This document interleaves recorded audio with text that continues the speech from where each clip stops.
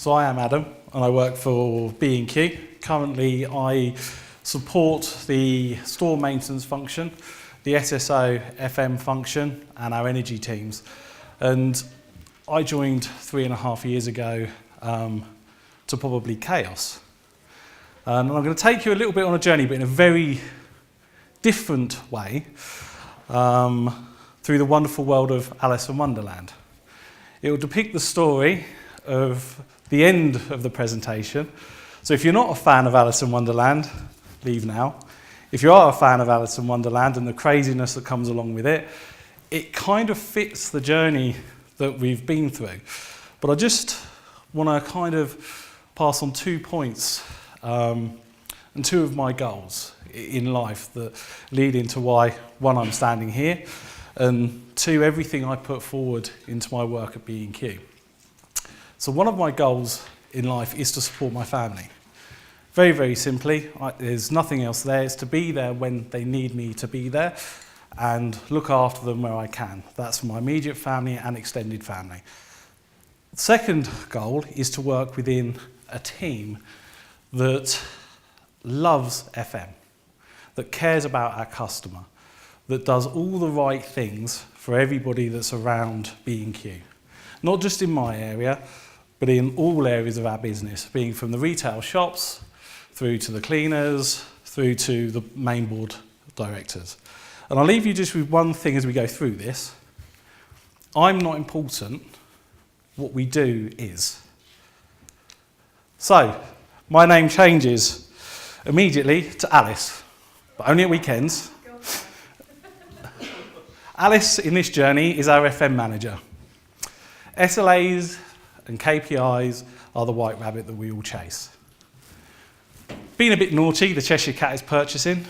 Influences, as you would possibly call them. The board obviously love being the Queen of Hearts. Our customers, and this is a bit rude, but it's not meant in this way, it's Tweedledee and Tweedledum. It just means that their direction changes at a constant pace and they never know exactly what they want, and we have to decide what they want. Our contractors are Mad Hatters, so we have to have some control, but we also got to listen to some of the genius that comes from them. And the doped up caterpillar is intelligence. And if we've ever sat around in a pub slightly drunk, the amazing stories that come out and the influences of the ideas that come from those situations sit in there. So, off we go on our journey into Wonderland. SLAs, KPIs. Yep, we're late. It's a perfect example.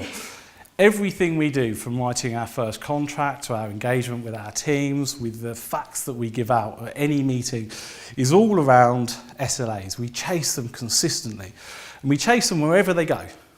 So down the rabbit hole, we start falling. And unfortunately, when we get into the rabbit hole, people perceive what we do by the scores against our SLAs. They never look at the wider picture. We never engage people on the wider picture. So further and further we go, down our rabbit hole, chasing this white rabbit, chasing the SLAs, trying to figure out how we can get good scores.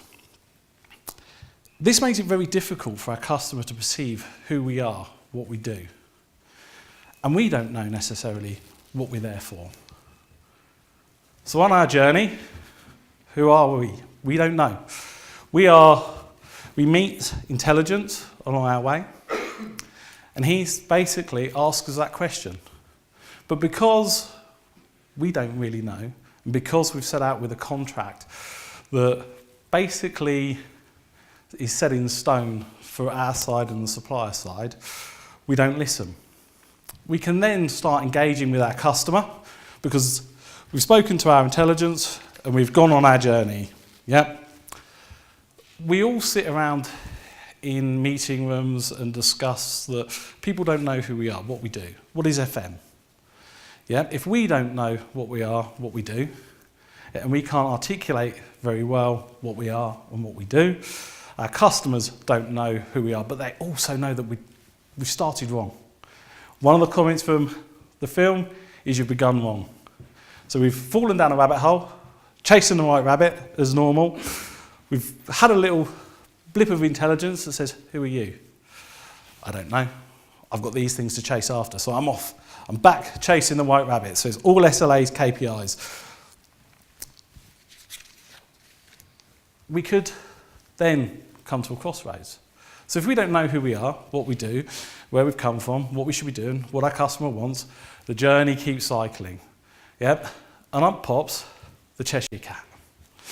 Hi, I can tell you, if you don't know who you are or what you want, I can tell you which road to take. Because you don't know what road you want to actually achieve. Your customer doesn't know what you want to achieve. They can start influencing you sometimes in a bad way, an unhelpful way, because you haven't got your plan. You don't know what it is you want to achieve. So as it says here, yeah, which road do I take? Where do you want to go? I don't know. The cat then says, does it matter?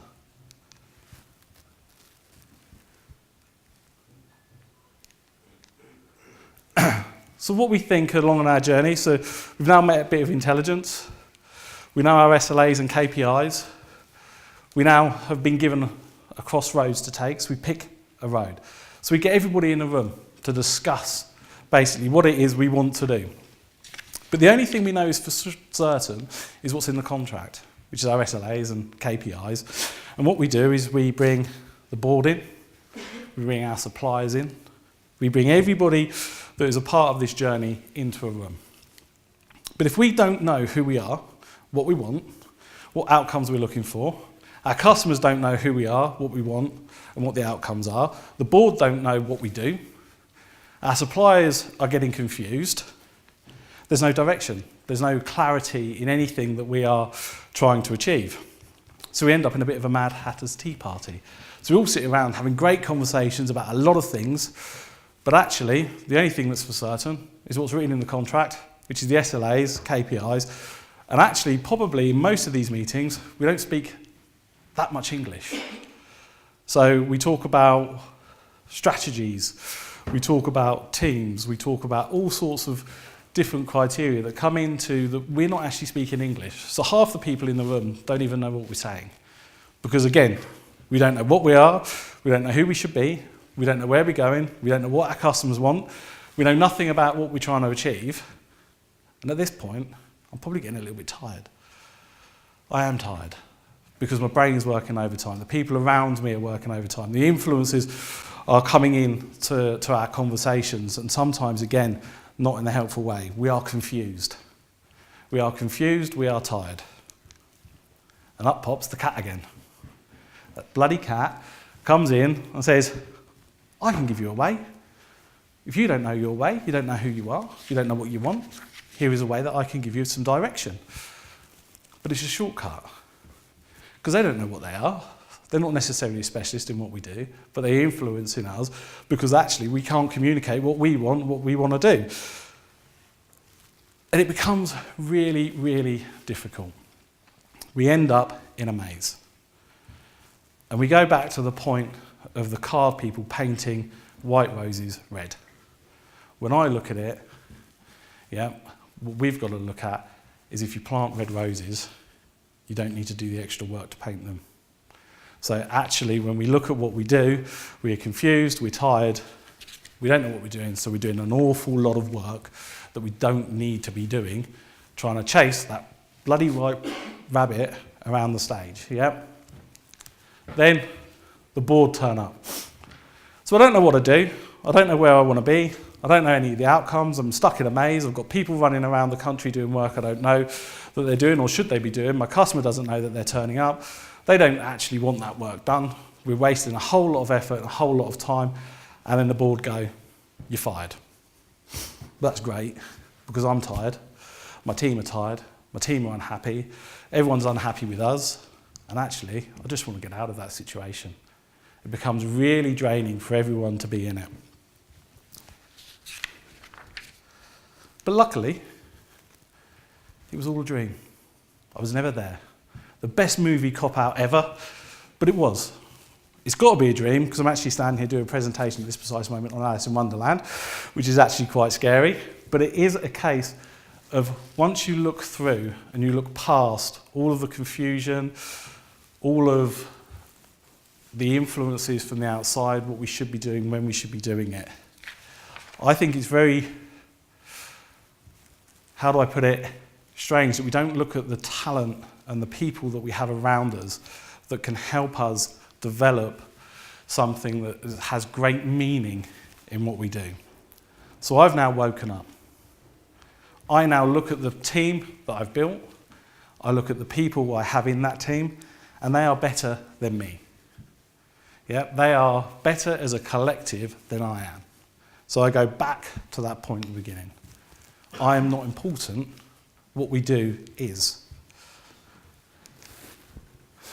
So at B&Q, we set our team to work. I booked a meeting room for the whole day, probably needed about 3. And we started with what do we think our vision should be? Very, very clearly, they all started as individuals with post-it notes, put them up on the wall. They then got into teams. And I mean, when I'm talking about everybody, we had the cleaners in the room. We had the energy people in the room. We had the contracts managers. We had the stores. Not all of them, obviously, because there's 300 odd of them. But we had representation from everybody that we dealt with that came up with this absolutely perfect vision of what we do. Be recognised for delivering a world-class service that creates and maintains the best environment for all while influencing and inspiring change. Now, if my customers, which are my store managers, and the people that are their customers, the people that enter our stores, believe that there is a team in our business that are aiming to deliver that vision, our influence and our journey is limitless. We are not stuck in the world of what people perceive FM to be. We can work with our retail colleagues, we can work with our HR colleagues, we can work with our IT guys. It just opens up a whole breadth of a business to my team. Our purpose, to support the transformation of B&Q into the best place for our customers to shop and our colleagues to work. That is actually currently B&Q's purpose, which is to transform B&Q into the best place to shop and the best place to work. So what they didn't know before they went on this journey was B&Q's purpose.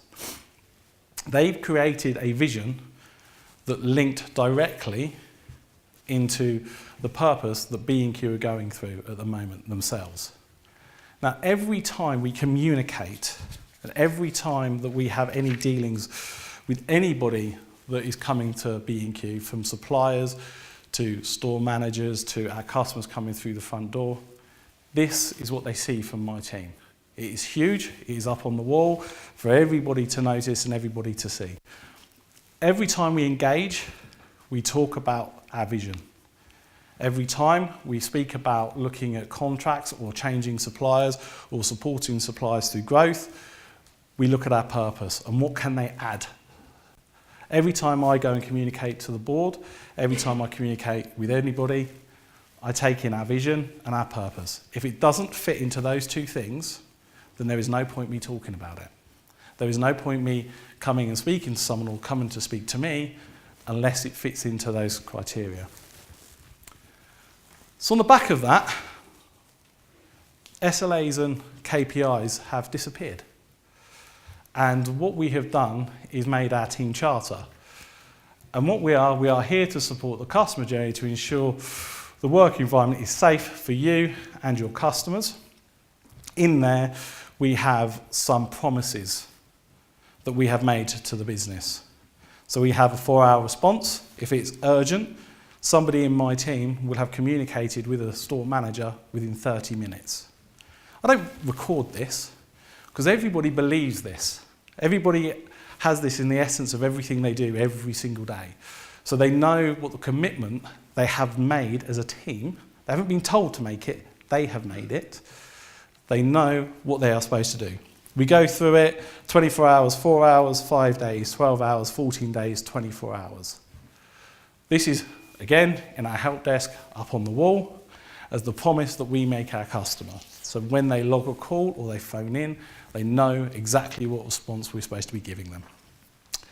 Any decision that we make, we communicate back to them clearly and with rationale. Simple as that. So they want me to go and block a toilet, they get clear communication. They want me to refurbish their complete store. They'll get the rationale behind our decision of whether we're going to do it or we're not going to do it. It is not just a no. We provide context and details, including escalation routes and process. So every single job, creates a process. Every single one of our customers gets the process sent to them for every single job they log. So it's attached to the email and the communication that's sent out, so they know exactly how to report if the contractors haven't turned up, if they haven't got the support they needed. They know everything about us and what we do. We will ensure the working environment is safe. That's a given. Yep. And we're talking about computer systems earlier, and we're talking about technology. Yeah, I put my business into two very, very separate categories. The things that we should be doing every single day. Yep. I don't want to have conversations over them. I don't want to have SLAs and KPIs around them. These are things we legally should be doing. These are the basics of running an FM department. What I want my guys to be doing is having the conversation about how we improve their store, their environment, the way that they work. Once you get your business as usual down, you can expand your mind. So when you look at that vision, there's not a word in there about maintaining, compliance. We go a little bit into safety here because, let's be honest, it is about making sure that when a customer visits our store or staff member walks through the front door, that it is suitable environment for them and it is safe. We want every single customer to walk in, buy their product, walk out. We want every single member of staff to come in, enjoy their day and work in an environment that's suitable for them. We do provide planned maintenance. Every single store gets that calendar, can see that through our computer system. It's done. That's the communication. It sends them an email when it's due. They know when the person's coming to the store. They know what they're going to be doing and how they're going to be doing it. I don't need to have that discussion with them, but we make a promise that they'll know exactly what we're doing and when. We drive excellent service through our contractors. We are open and honest with everybody we work with, from start to finish. There's no secrets. So they come into meetings, this is on the board. We tell them what we're looking for the new year. We tell them what we would like to increase our customer service base on. And these aren't SLAs and KPIs. We just have a very open, honest conversation so they know exactly what we would like that fits into our vision and our purpose. And basically, that is what our customers look at. We will listen to your feedback. And this becomes very important because everything that we base ourselves on is our customer feedback. We'll communicate with you in a consistent manner. So one of the first things that came out of putting this group of people in a room was a communication plan. Out of everything else that I thought was right or wrong about the service that we produce, the one thing they all agreed on was how we communicate to our customer. And actually, that wasn't an ad hoc basis. We needed a plan, a robust plan, a plan that could make our customers trust us. And then they knew what they had to stick to. Because let's be honest, if you don't have a plan, you don't have timelines at the back end, you're not always going to deliver on it. It can go either way. It's not a commitment. But again, the team made the commitment. Once the team make the commitment, they believe in what they're actually trying to achieve. We're not telling them, I'm certainly not telling them, how to do their jobs. We provide guidance. We help them manage their store in relation to facilities management, store maintenance, energy, water. Literally just talking to a customer outside a minute ago about a service yard that's been open since we've moved into the store, and now I'm building gates, and this is exactly what the customer needs. So outside of our day-to-day, we get thrown curveballs. We're working with a main supplier at the moment, Valspar, about improving the paint offer in our stores. Now, that would never have happened until we made these commitments to our customers and understood what they could come and talk to us about. Because, again, we're limitless. We are not there to fix the toilet. It's part of what we do on a day-to-day basis, but we should be there to advise, guide, help, support. So it hasn't come out very well. But this is what we send our customers twice a year. Very simply, the first half of the year and the second half of the year. And I'll come here so I can read it better up here. From a customer perspective, how do you rate the overall maintenance of your store? 1 to 10. Very simple. That includes the customer journeys and everything else in there, so they can feed back on a sliding scale so I can plot them onto a graph. How do you rate the response to your maintenance issues? For instance, so that then allows me to properly triangulate them onto a graph, which makes me understand that we can actually have a great store, but we can still be poor at our customer service. We can have a really poor store, but be absolutely brilliant at our customer service.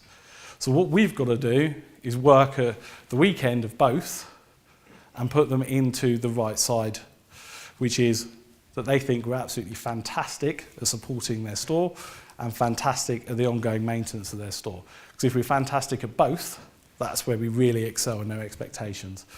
Underneath that, we talk about asset.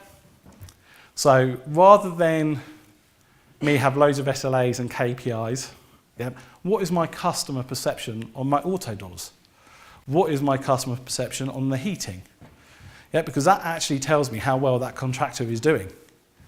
Not me getting a report off e-maintenance, for instance, that tells me that they turned up on time, it was fixed first time, this happened, that happened, the journey of a job, how much I've spent on the store, how many assets I've replaced in the store.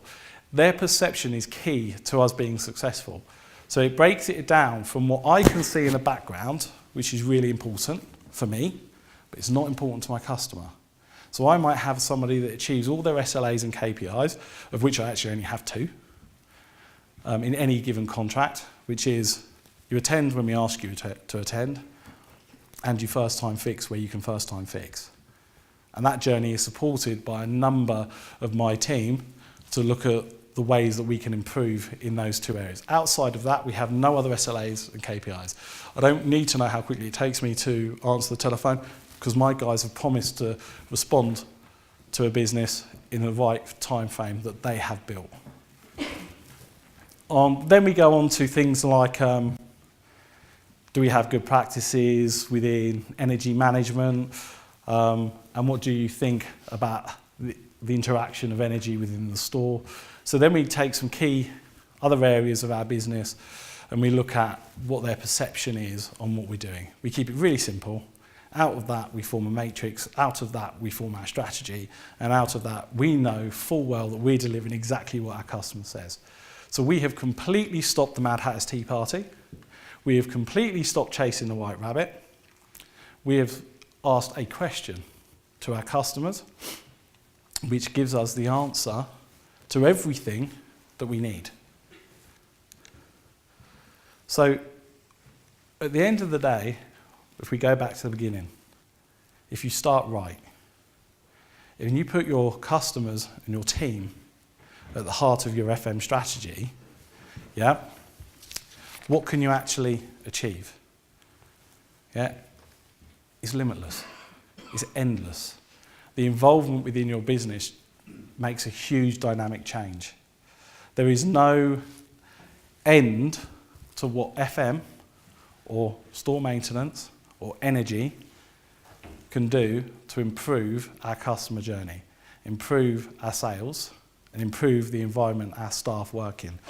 Because what we do is we show that we care about our customers by only doing the work that they ask us to do, because everything else is done for them. So BAU stuff is just done. Our conversations are about how can we help, how can we improve. And that's why I go back to the comment right at the beginning. I'm not important. What we do is, because no one in my team, is in charge of my team. My team are in charge of everything that we do. We sit down, we discuss, we plan. Everybody knows everything that's happening when it's happening. We make sure that we deliver the communication to our customers in a concise, constructive manner. My team believe in every single section of that communication and everything that we're doing because they built it themselves. That is how we have transformed our estate from being completely non-compliant, without a customer focus, as you would have seen over 5 years, green B&Q signs, green algae growing up the side of buildings. And what we've actually done is we have, this message has gone to the board. They have ring-fenced me finance for 5 years to do all my business as usual. What they now are asking, how much can I spend to improve our estate? Not I've got 5 million, not that I've got 10 million, how much can I spend? I have a blank checkbook to basically improve the B&Q estate. Because one, my business as usual is done, and now I'm having conversations that my customers truly believe in. They understand what we do, when we do it, how we can achieve it. And the proof is in the pudding that if you go through B&Q over the next 12 months, my team, and you'll see it in your local store, are delivering 80% of the change that is happening as part of our transformation project. I can't keep up with what they're asking me to do. So I'm asking for new people, I'm asking for new team, I'm asking for new project managers because they just want me to carry on spending. Because they know why I'm there. They know what I want to achieve. My team are fully engaged.